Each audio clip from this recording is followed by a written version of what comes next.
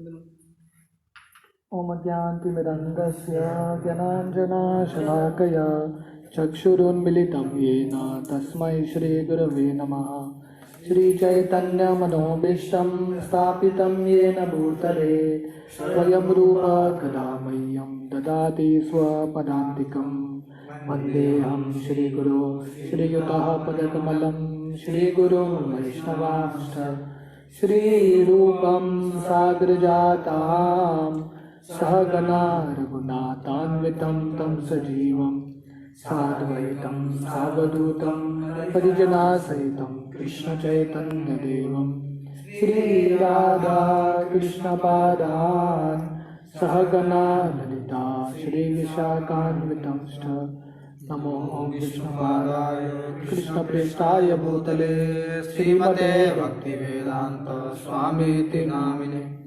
नमस्ते सरस्वती देवे गौरवाणी प्रचारिणे निर्विशेष शून्यवादी पाश्चात्य देशतारिणे। वाञ्छाकल्पतरुभ्यश्च कृपा सिन्धुभ्येव च पतितानां पावनेभ्यो वैष्णवेभ्यो नमो नमः। जय श्री कृष्ण चैतन्य प्रभु नित्यानंद श्री अद्वैत गदाधर श्रीवासादि गौर भक्तवृंद। हरे कृष्णा कृष्णा कृष्णा हरे हरे, हरे राम राम राम हरे हरे। हरे कृष्णा। तो आज सुबह हमने भागवतम का 7वां अध्याय शुरू किया था। तो हमने देखा था कि नारद मुनि उनके जीवन के बारे में बताने के बाद व्यासदेव उनके आश्रम में, जो बद्रिक आश्रम में है, ध्यान में बैठते हैं भागवतम लिखने से पहले। और उनको ध्यान में क्या दिखता है? कृष्ण माया देवी के साथ उनके ध्यान में दिखते हैं। तो हमने ये श्लोक देखा, टेक्स्ट 4। भक्ति योगेन मनसि सम्यक प्रणिहिते मले अपश्यात् पुरुषं पूर्णम मायाम च तत् अपाश्रयम। तो व्यासदेव कृष्ण को देखते हैं और उनके पीछे माया देवी खड़ी है। तो हमने टेक्स्ट 4 देखा। तो आज टेक्स्ट 5 देखेंगे। यया सम्मोहितो जीवा आत्मानं त्रिगुणात्मकम् परोपि मनुते नर्तं तत्कृतं चाभिपद्यते। Due to this external energy, the living entity, although transcendental to the three modes of material nature, thinks of himself as a material product and thus undergoes the reactions of material miseries. तो ये जो माया देवी है, उसके प्रभाव से क्या होता है? यया सम्मोहितो जीव। तो माया देवी के प्रभाव से हर जीव मोहित हो जाता है और उत्तरी 3 जो गुण हैं उसके अधीन आ जाता है। और वो जीव भूल जाता है कि वो एक्चुअली आध्यात्मिक है। वो अपने आप को ये शरीर और मन मानने लगता है। तो यहाँ पे वर्णन आता है, परोपि मनुते नार्थम। नार्थम का मतलब है अनर्थ, things that are not wanted. तो माया के प्रभाव से जो अनर्थ है, जीव को क्या लगता है? बहुत अर्थ है इसका। अर्थ है, जीव को क्या लगता है? इसमें कुछ वैल्यू नहीं है, अनर्थ है। तो जो आत्मा है उसके बारे में जीव भूल जाता है और शरीर के बारे में ही हमेशा देखभाल करता रहता है। तो ये माया का प्रभाव है। Purport. The root cause of suffering by the materialistic living being is pointed out with remedial measures which are to be undertaken and also the ultimate perfection to be gained. तो यहाँ पे हैं व्यासदेव, वो अपने तपस्या के बल पे वो देख रहे हैं कि जो बद्ध जीव का जितना भी दुख है उसका रूट कॉज, जड़ कारण क्या है, और ऐसे जीव कैसे ये भौतिक दुनिया के बंधन से मुक्त हो सकता है। All this is mentioned in this particular verse. The living being is by constitutional transcendental to material engagement, but he is now imprisoned by the external energy and therefore he thinks himself one of the material products. तो जीव है, हम सब आत्मा हैं, हम सब ये भौतिक दुनिया में एक्चुअली हमारा कुछ कनेक्शन नहीं है, ये हमारे फॉरेन लैंड है, पर माया के प्रभाव से हमको क्या लग रहा है, ये जो बद्ध अवस्था है, जैसे एक प्रिजन हाउस होता है, प्रिजन में व्यक्ति खुश नहीं रह सकता, पर बद्ध अवस्था में ऐसे हमको लगता है कि ये जो भौतिक दुनिया में हम सही में खुश हैं. We identify with this material body and due to this unholy contact, the pure spiritual entity suffers material miseries under the three modes of material nature. तो ये भौतिक गुणों की वजह से हम सबको बहुत दुख भोगना पड़ता है. तो वर्णन आता है कि जीव कैसा है, जैसे आसमान से पानी गिरता है, बहुत शुद्ध पानी आता है, पर मिट्टी के साथ मिल जाता है तो क्या होता है, मैला बन जाता है. तो वैसे हम सब शुद्ध है, पर ये भौतिक दुनिया में तीन गुणों के प्रभाव से हम सब दूषित हो जाते हैं. This means the living entity misunderstands himself to be a material product. This means that the present perverted way of thinking, feeling, willing under material conditions is not natural for him, but he has his natural way of thinking, feeling and willing. तो इसलिए हम जो अभी कार्य कर रहे हैं भौतिक दुनिया में, ये हमारे लिए नेचुरल नहीं है, स्वाभाविक नहीं है. हमारे लिए स्वाभाविक क्या है, भगवान की सेवा करना. The living being in his original state is not without thinking, feeling and willing power. It is confirmed in Bhagavad Gita that the actual knowledge of the condition soul is now covered by nescience. Thus the theory that the living being is absolute impersonal Brahman is refuted herein. तो गीता में वर्णन आता है कि अज्ञान के वजह से बद्ध जीव ढक जाता है, उसका जो ओरिजिनल ज्ञान है, ओरिजिनल जो स्थिति है वो भूल जाता है. This cannot be because a living being has his own way of thinking in his original unconditioned state also. The present conditional state is due to the influence of external energy, which means that the illusion in energy takes the initiative while the Supreme Lord is aloof.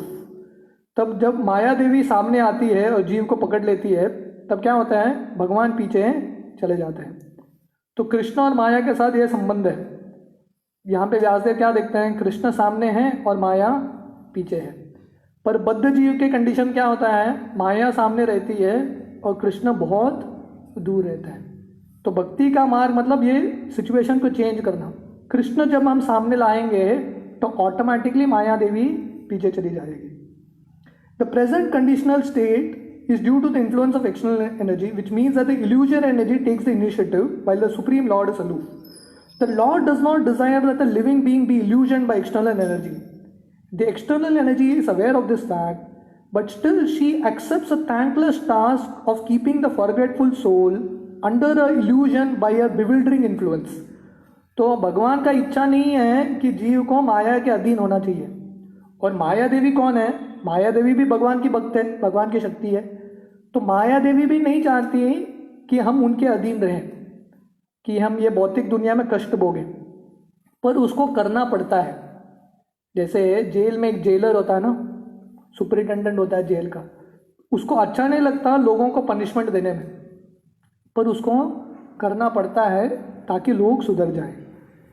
The Lord does not interfere with the task of the illusion energy, because such performance of the illusion energy are also necessary for reformation of the conditioned soul. An affectionate father does not like his children to be chastised by another agent, yet he puts his disobedient children under the custody of a severe man just to bring them in order.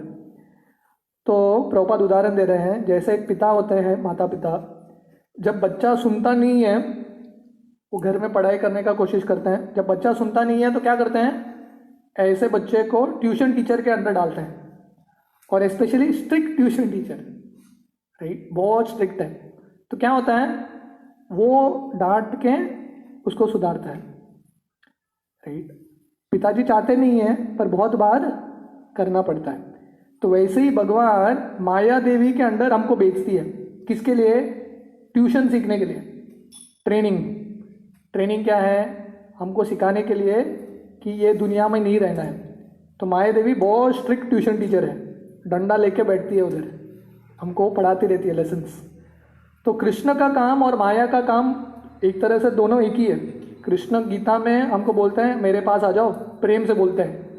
अगर प्रेम से नहीं समझेंगे तो side में माया देवी खड़ी रहती है डंडा लेके।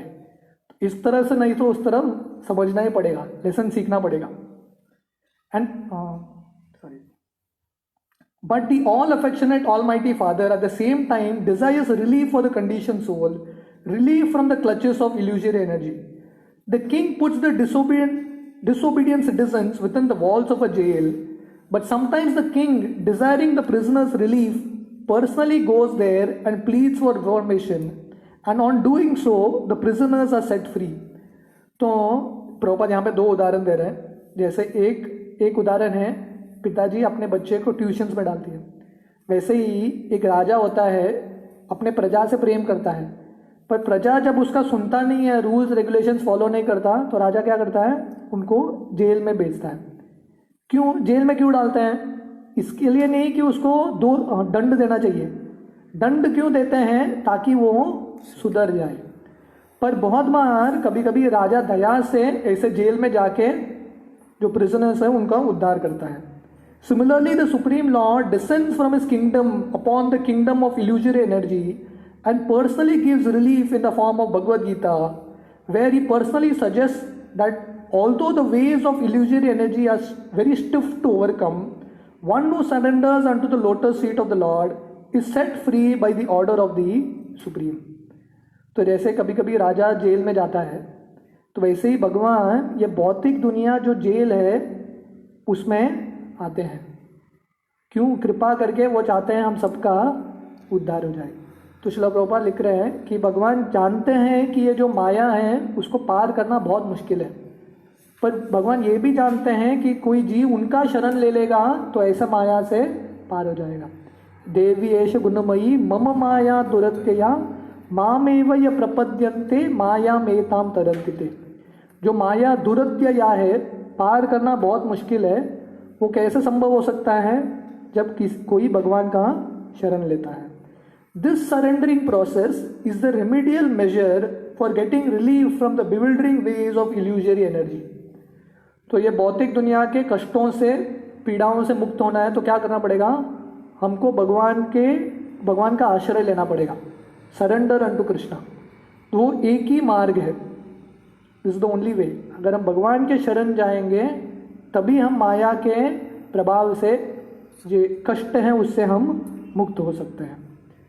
The Lord has suggested, therefore, that by the influence of the speeches of the saintly persons who have actually realized the Supreme, men are engaged in His transcendental loving service. तो surrendering, जो शरणागत का मार्ग कहाँ से शुरू होता है? जब हम भगवान के भक्त जो संत हैं उनके पास बैठ के श्रवण करेंगे, तभी हमारा जो इच्छा है भगवान के शरण जाने का वो बढ़ता है। The conditioned soul gets a taste for hearing about the Lord, and by such hearing only, he is gradually elevated to the platform of respect, devotion and attachment for the Lord. तो शुरुआत कहाँ से होती है शरणागत के मार्ग का? भगवान के कथा का, कीर्तन का श्रवण करने से। तो श्रवण करने से धीरे धीरे भक्ति का मार्ग और भगवान के प्रति हमारी आसक्ति बढ़ती है। The whole thing is completed by the surrendering process. Herein also the same suggestion is made by the Lord in his incarnation of Vyasdev. तो वही जो सार है गीता का, व्यासदेव वही यहाँ पे बोल रहे हैं कि एक ही मार्ग है ये भौतिक दुनिया के कष्ट से मुक्त होने का। वो क्या है? भगवान के शरण जाना। This means that the conditioned souls are being reclaimed by the Lord both ways, namely by the process of punishment by the external energy of the Lord and by himself as a spiritual master within and without. तो श्रील प्रभुपाद बोल रहे हैं कि दो तरह से भगवान बद्ध जीवों को वापस लेके आते हैं उनके पास। दो तरह कैसा है? एक माया के वजह से, माया कष्ट देती है और इससे बद्ध जीव निकलते हैं, और दूसरा भगवान स्वयं अवतार लेते हैं या गुरु के रूप में आते हैं और हमको उपदेश दे के बोलते हैं ये दुनिया से चले जाओ। तो दोनों साथ में काम करते हैं, भगवान कृष्ण उनके गुरु और माया देवी, दोनों के कॉम्बिनेशन से जीव भगवान के धाम जाते हैं। Within the heart of every living being, the Lord Himself as the super soul, Paramatma, becomes the spiritual master, and from without, He becomes the spiritual master in the shape of scriptures, saint, and initiator spiritual masters. This is more explicitly explained in the next shloka. तो भगवान के दो अवतार हैं जो गुरु के रूप में होते हैं. एक तो चैत्य गुरु बोलते हैं. हम सबके हृदय में भगवान परमात्मा के रूप में है, अंदर से ज्ञान देते हैं. सो वो गुरु अंदर है. और एक गुरु बाहर है. बाहर कौन से गुरु हैं? शास्त्र भी गुरु हैं, और जो गुरु वर्ग है, शिक्षा गुरु, दीक्षा गुरु, ये भी गुरु हैं. तो ये दोनों गुरु, भगवान अंदर से और बाहर से गुरु के रूप में हमको मदद करते रहते हैं. Personal superintendence of the illusory energy is confirmed in the Vedas, the Kena Upanishad, in relation to the demigod's controlling power. Herein also it is clearly stated that the living being is controlled by the external energy in a personal capacity. The living being, thus subject to the control of the external energy, is differently situated. It is clear, however, from the present statement of Bhagavatam that the same external energy is situated in the inferior position before the personhood of Godhead or the perfect being. तो ये जो माया है, जो हमारे लिए पार करना बहुत मुश्किल है, वो क्या है? भगवान की शक्ति है, भगवान के अधीन है. The perfect being of the Lord cannot be approached even by the illusory energy, who can only work for the living entities. इसलिए माया देवी जीवों को प्रभावित करती है, भगवान को कभी प्रभावित नहीं कर सकती. Therefore, it is sheer imagination that the Supreme Lord is illusioned by the illusory energy and thus becomes a living being. तो प्रभुपाद क्यों लिख रहे हैं यहाँ पे? क्योंकि बहुत सारे लोग क्या बोलते हैं, भगवान कृष्ण या राम जब अवतार लेते हैं वो भी मनुष्य के रूप में आते हैं और वो भी 3 गुणों के अधीन रहते हैं.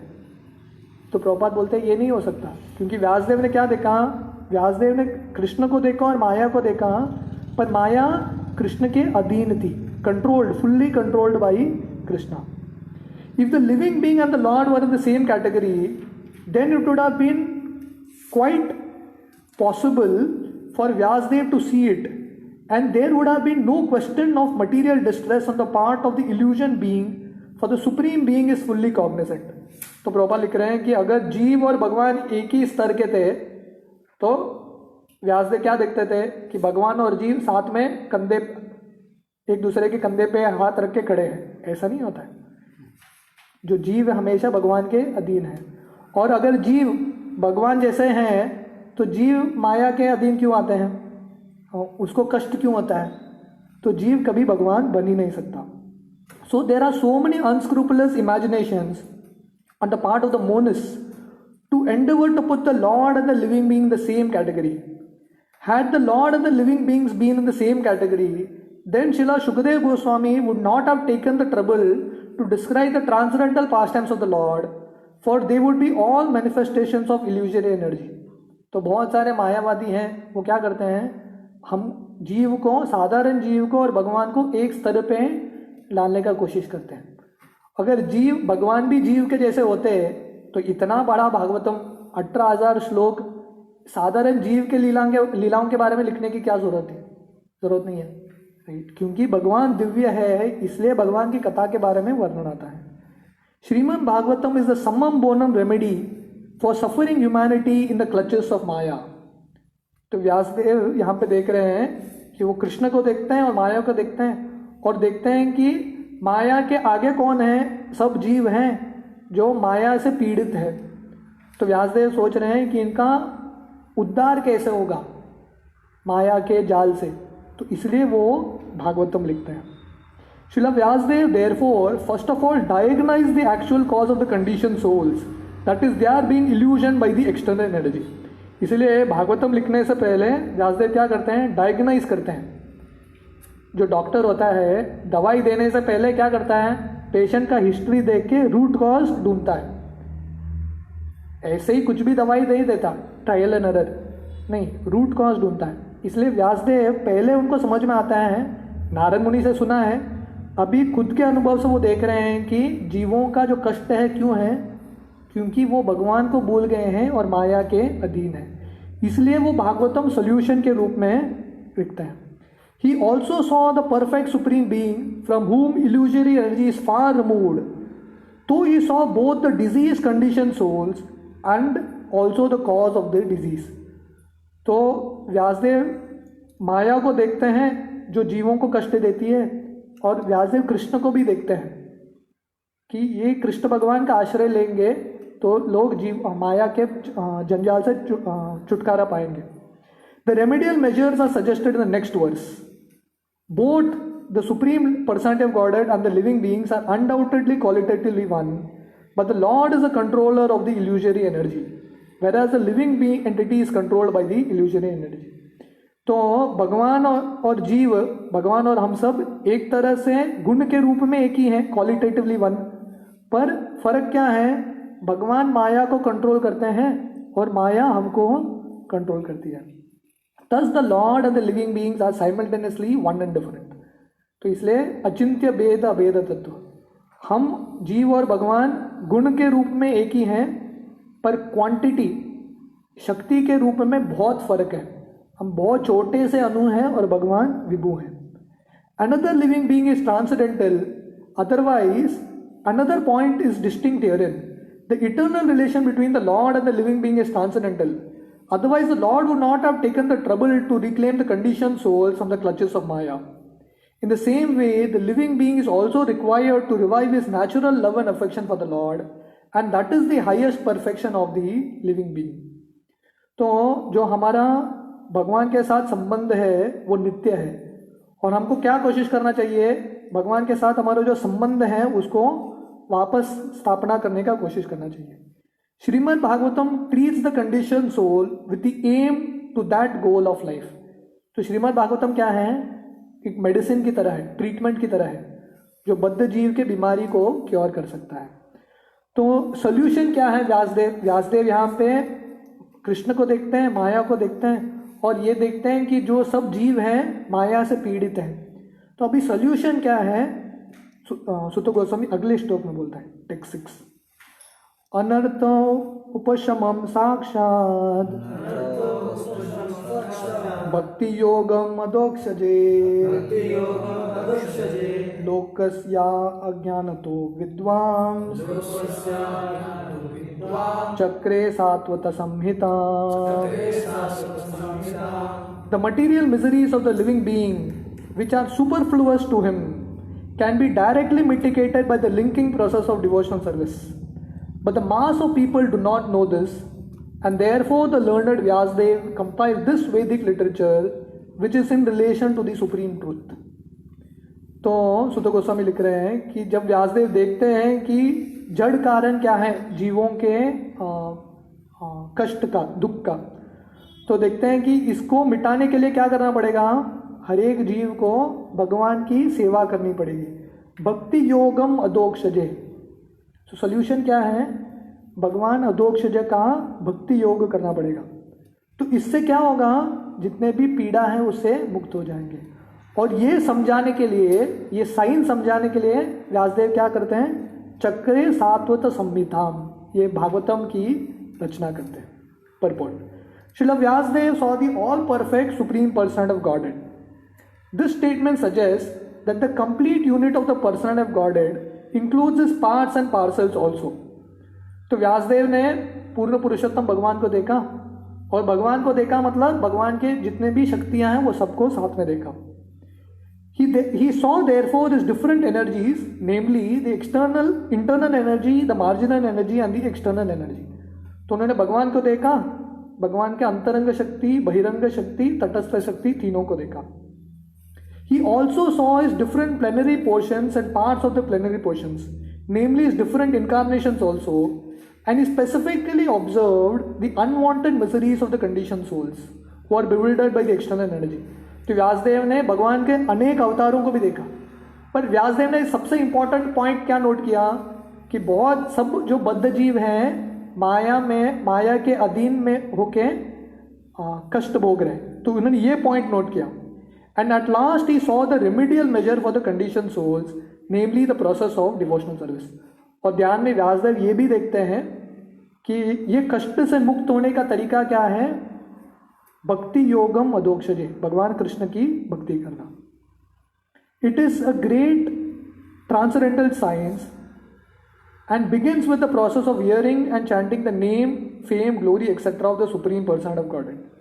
Revival of the dormant affection of love of Godhead does not depend on a mechanical system of hearing and chanting, but it wholly depends on the causeless mercy of the Lord. तो भक्ति का मार्ग मतलब क्या?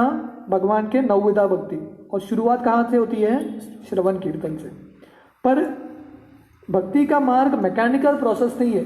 ऐसा नहीं कि हम सिर्फ श्रवण कीर्तन करते रहेंगे तो भगवान का कृपा तुरंत मिलना चाहिए. ये भी जानते हैं कि भगवान की कृपा कब मिलेगी? जब वो चाहते हैं तभी मिलेगी. So it is completely dependent on the causeless mercy of the Lord, अहेतु की कृपा.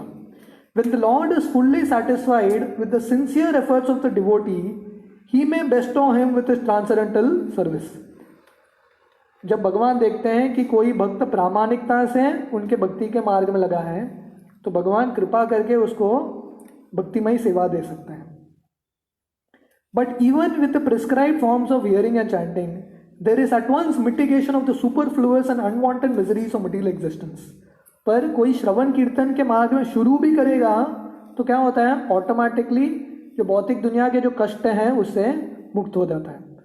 Such mitigation of material affection does not wait for the development of transcendental knowledge. Rather, knowledge is dependent on devotional service for the ultimate realization of the supreme truth.